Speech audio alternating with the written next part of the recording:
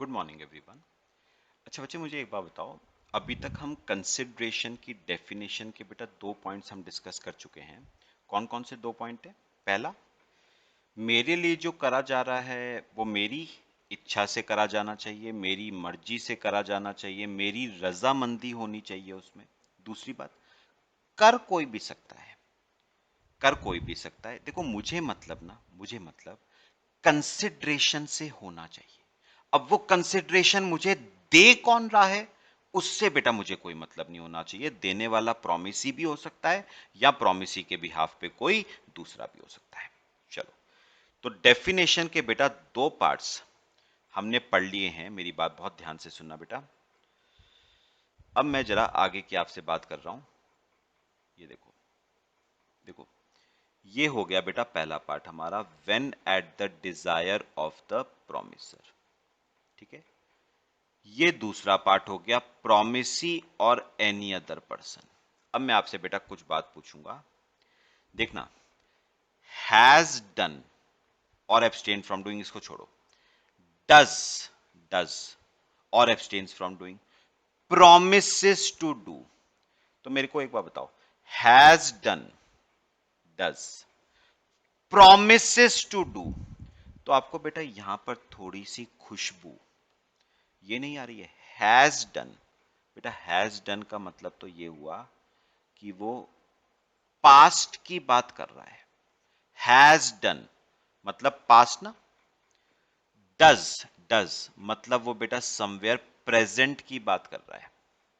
और promises to do मतलब बेटा वो समवेयर फ्यूचर की बात कर रहा है। तो इसका मतलब मुझे डेफिनेशन से बेटा एक बात और क्लियर हो गई, consideration can be past, present और फ्यूचर। देखो, थर्ड पॉइंट हमारा यही है, कंसिडरेशन में भी पास्ट, प्रेजेंट और फ्यूचर। तो मुझे एक बात बताओ, पास्ट का कैसे पता चला? From the word has done. Present का पता कैसे चला? From the word does. और फ्यूचर का कैसे पता चला? From the word promises to do. तो ये वर्ड्स आपको बताते हैं कि कंसिडरेशन पास्ट भी हो सकता है, प्रेजेंट भी हो सकता है और फ्यूचर भी हो सकता है। बेटा आ जाओ, एग्जाम्पल से समझाता हूं आपको, ध्यान से देखना बेटा।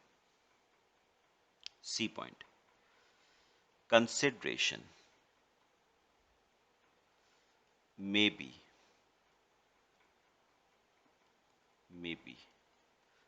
पास्ट, प्रेजेंट और future. Consideration may be past, present और फ्यूचर। चलो बेटा एक एग्जांपल करते हैं, उससे समझेंगे बेटा केस। देखो, देखो बेटा, मिस्टर ए,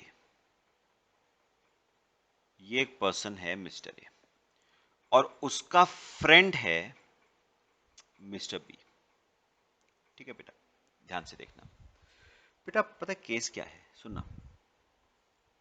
अब हो क्या रहा है, ये जो मिस्टर बी है ना, ये जो मिस्टर बी है बेटा, ये ना बेसिकली एक किसान है, फार्मर है,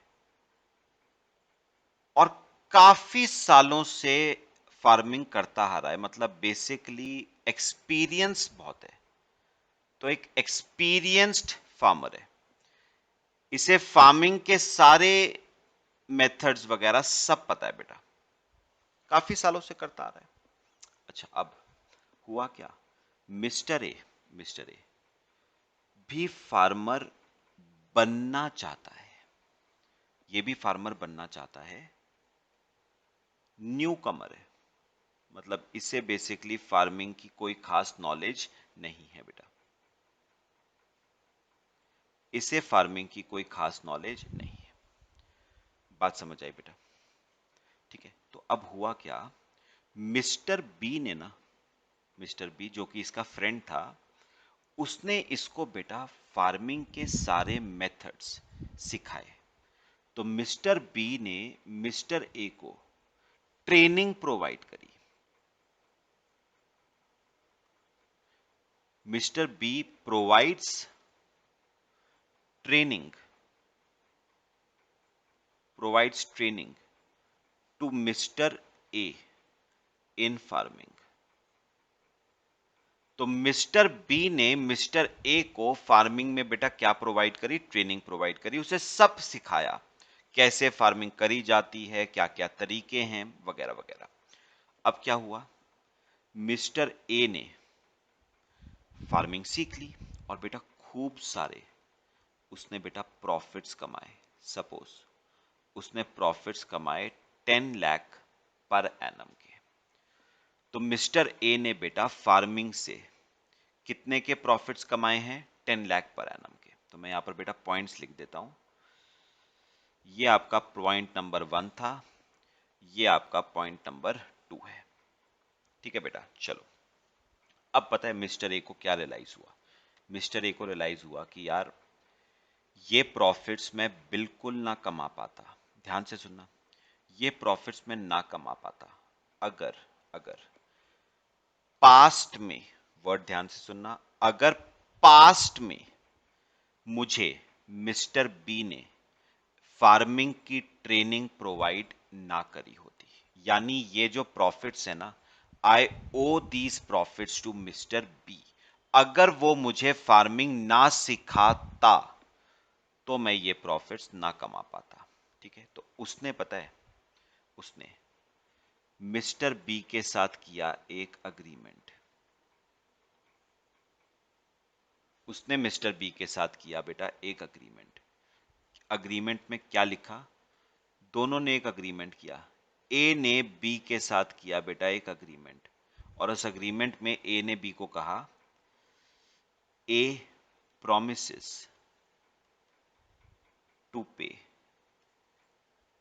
60% of profits to Mr. B as a consideration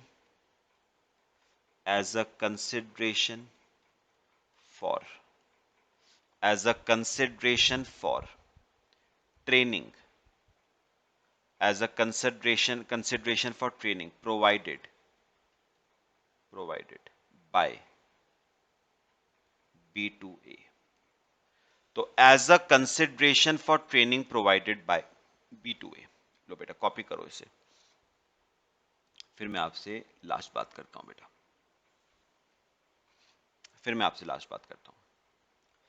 चलो अब मुझे बेटा एक बात का जवाब देना, यहां पर बी ने ए को, बेटा बी ने ए को बताओ क्या प्रोवाइड करी?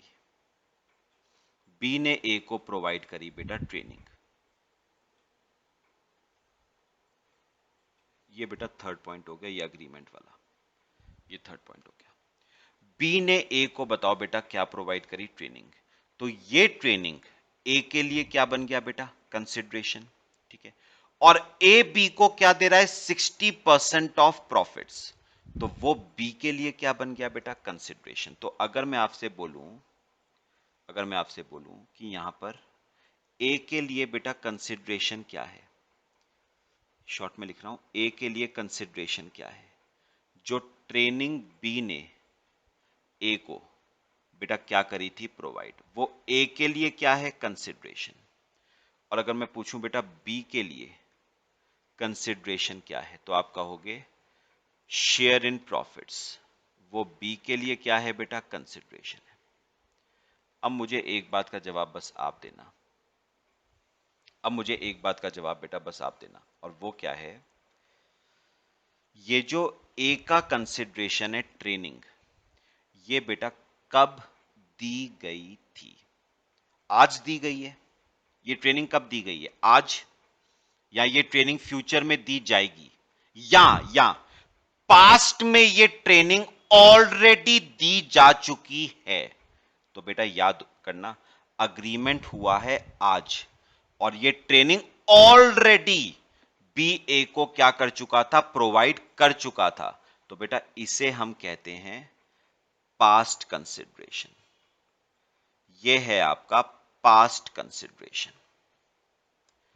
और मुझे एक बात बताओ, ए ने प्रॉमिस करा है कि मैं तुझे 60% शेयर इन प्रॉफिट्स दूंगा, अभी नहीं दे रहा हूं, दूंगा। तो बताओ ये जो कंसिडरेशन है, ये बताओ कंसिडरेशन कौन सा होगा बेटा? फ्यूचर, दिया जाना है फ्यूचर। तो consideration given by B to A is past consideration and consideration given by A to B is future consideration. तो बेटा क्लियर हुआ? जो कंसिडरेशन पास्ट में दिया जा चुका है दैट इज पास्ट कंसिडरेशन, जो फ्यूचर में दिया जाएगा दैट इज फ्यूचर कंसिडरेशन, और जो प्रेजेंट में दिया जा रहा है वो प्रेजेंट कंसिडरेशन।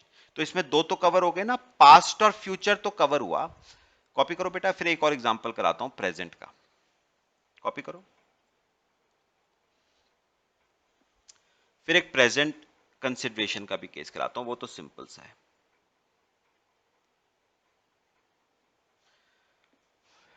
चलो करें।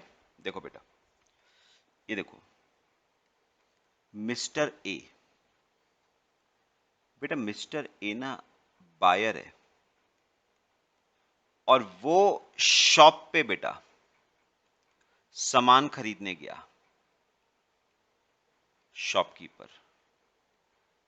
तो मिस्टर ए बायर है और यहां पर हमने लिख दिया है बेटा शॉपकीपर, ये सेलर हो गया आपका, ठीक है। चलो अब मुझे एक बात बताओ,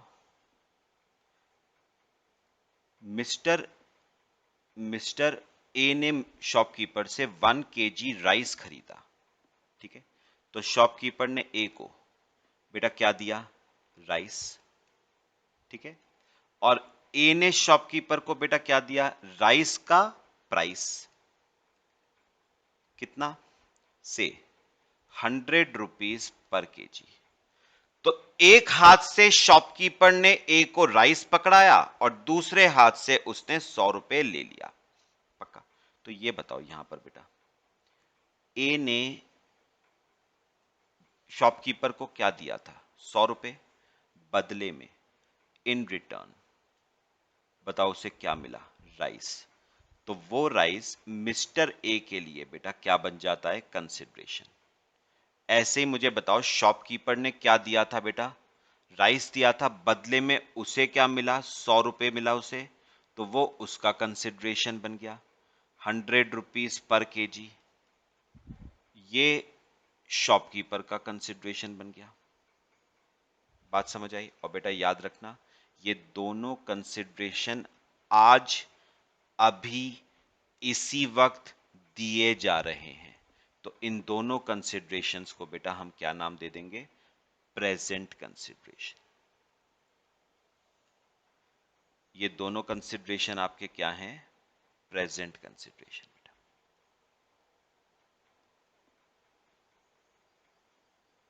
ये आपके दोनों कंसिडरेशन है प्रेजेंट कंसिडरेशन, क्योंकि ये आज अभी इसी वक्त दिए जा रहे हैं, तो ये बन जाएंगे प्रेजेंट कंसिडरेशन। तो डिफरेंस क्लियर हुआ बेटा?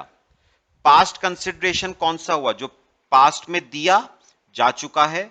प्रेजेंट कंसिडरेशन जो प्रेजेंटली दिया जा रहा है। और फ्यूचर कंसिडरेशन जो फ्यूचर में दिया जाएगा। लो बेटा कॉपी करो इसे, फिर हम अगले पॉइंट पे चलते हैं। तो डेफिनेशन की हमने एक बात और डिस्कस कर ली, हैज डन मतलब पास्ट, डज मतलब प्रेजेंट, प्रोमिसेस टू डू मतलब फ्यूचर। चलो अब हम अगली बात करेंगे बेटा। कॉपी कर लिया बेटा? आ जाओ फिर से डेफिनेशन पे आ जाओ बेटा। ये देखो, और मेरे साथ साथ पहले डेफिनेशन ही चल रही है अभी हमारी। अब सुनो मेरी बात, अगली अगला डिस्कशन डेफिनेशन में क्या है बेटा। अब बेटा एक बात सुनो, आप नोटिस करो उसने ना पास्ट में भी दो बातें यूज करी है, हैज डन और एब्सटेन्ड फ्रॉम डूइंग। प्रेजेंट में भी उसने दो बातें करी हैं, डज और एब्सटेन्स फ्रॉम डूइंग।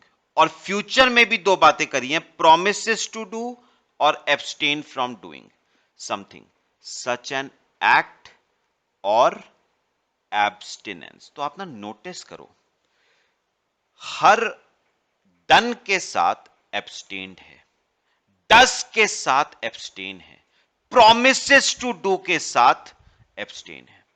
बेटा मेरे को एक बात बताओ, डन डन डन डन का मतलब बेटा it is sounding like something very positive. Done मतलब पॉजिटिव, एब्सटेन अपने आप को रोकना, दैट इज बेटा नेगेटिव। तो मुझे एक बात क्लियर हुई बेटा, कंसिडरेशन, ये जो हैज डन लिखा हुआ है ना, दिस इज बेटा पॉजिटिव, लेकिन जो ये एब्सटेन्ड फ्रॉम डूइंग है ना, दिस इज बेटा sounding like a bit negative.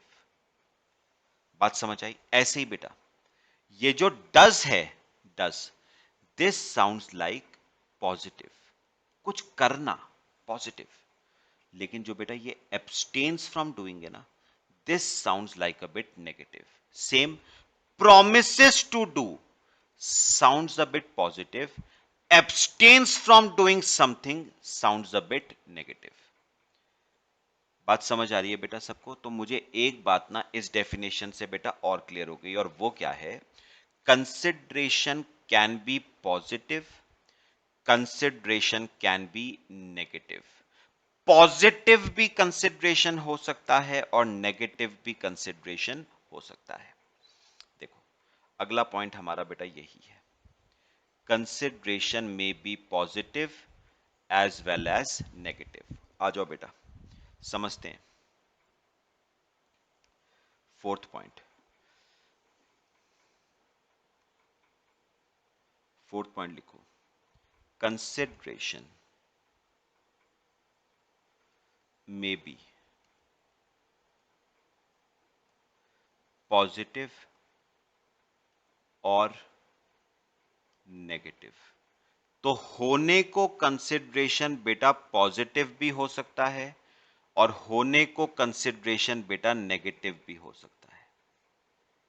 तो मेरे को ना एक बात बताओ बेटा, पॉजिटिव के मुझे ज्यादा एग्जांपल देने की जरूरत नहीं है बेटा, मेजॉरिटी केसेस में पॉजिटिव ही होता है। अब ये बताओ बेटा, ये जो हमने केस किया, राइस बेचना,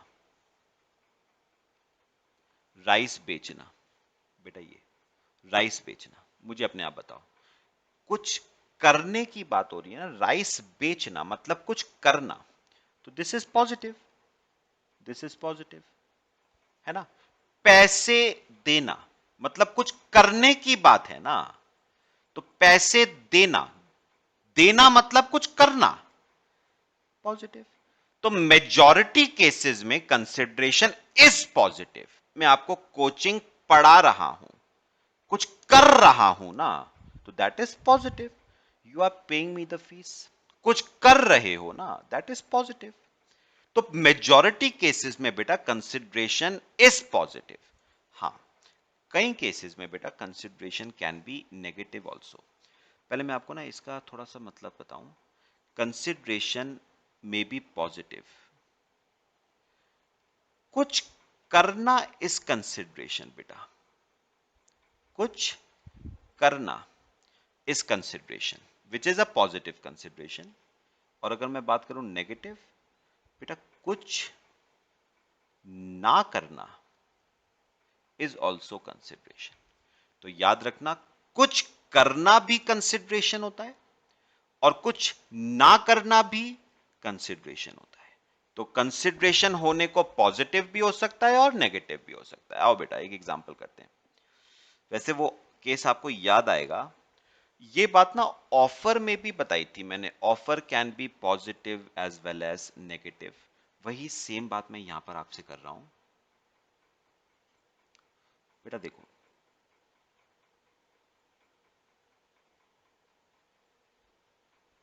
ये बेटा ये है मिस्टर ए की कार, ये मिस्टर एस कार है, ठीक है। अच्छा, अब हुआ क्या,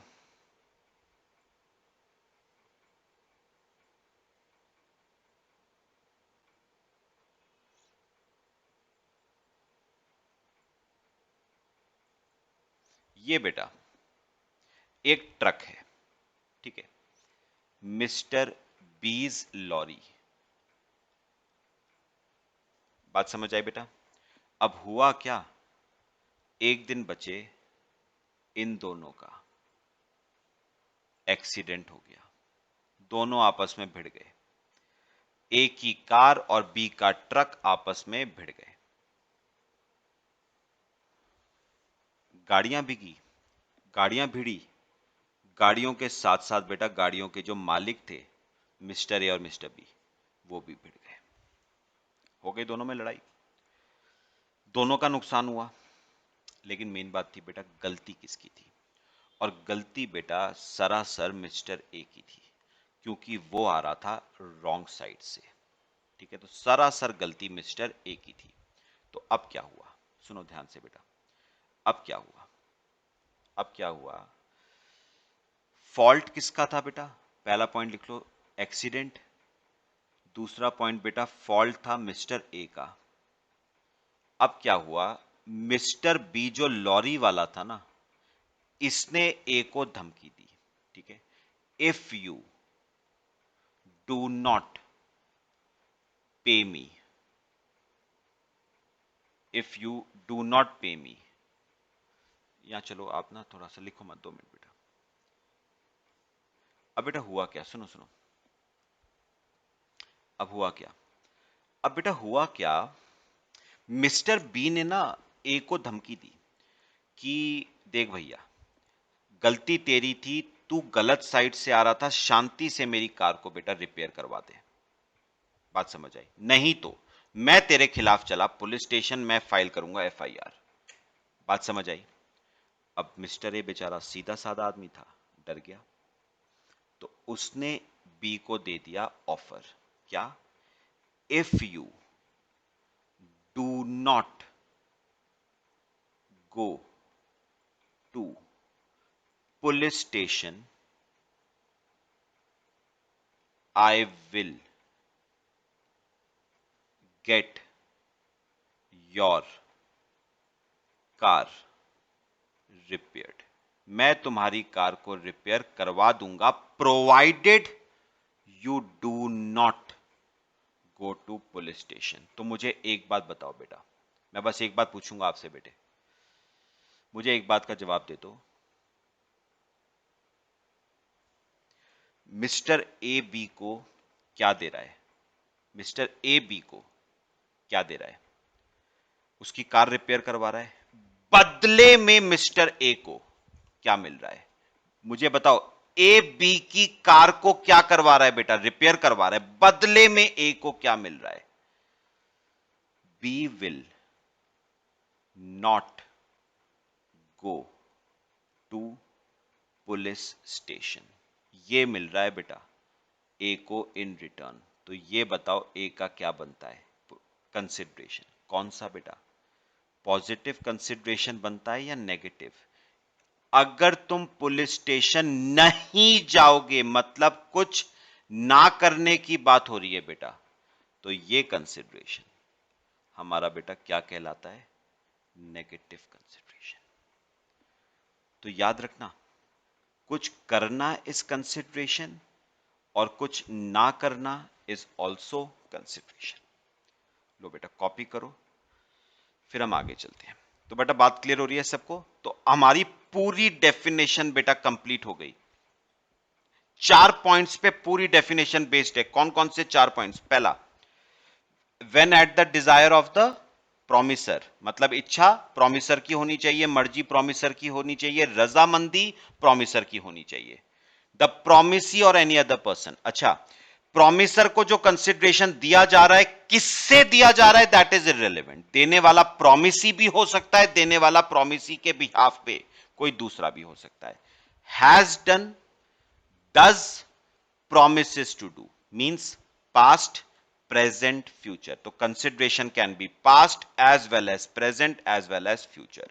अच्छा, does के साथ, has done के साथ बेटा था abstained from doing, does और abstains from doing, promises to do और abstain from doing। मतलब बेटा मुझे sounding यहां पर क्या आ रही है, कुछ करना कुछ ना करना, मतलब कंसिडरेशन होने को पॉजिटिव भी हो सकता है और कंसिडरेशन होने को बेटा नेगेटिव भी हो सकता है।